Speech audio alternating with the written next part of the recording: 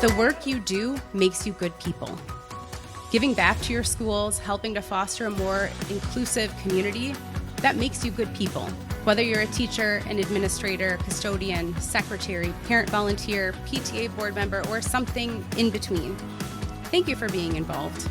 We couldn't do any of this without you. This is a special time that we've set aside to be together to say what a year it's been, and what a year it's been. And that tradition is what makes this a special place. And we continue that ongoing tradition of excellence that's created so many opportunities and so much success for so many children who go to our schools. The PTSA Council Member of the Year award is going to a very special individual. Ready? Tori Yu.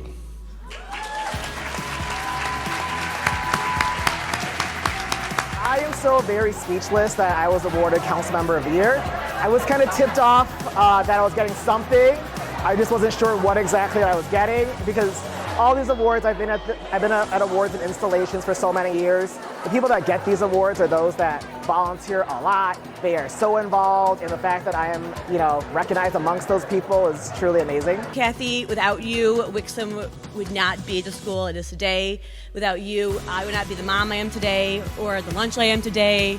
So I just want to thank you. After 22 years plus in the district, it really meant a lot, especially going out this year.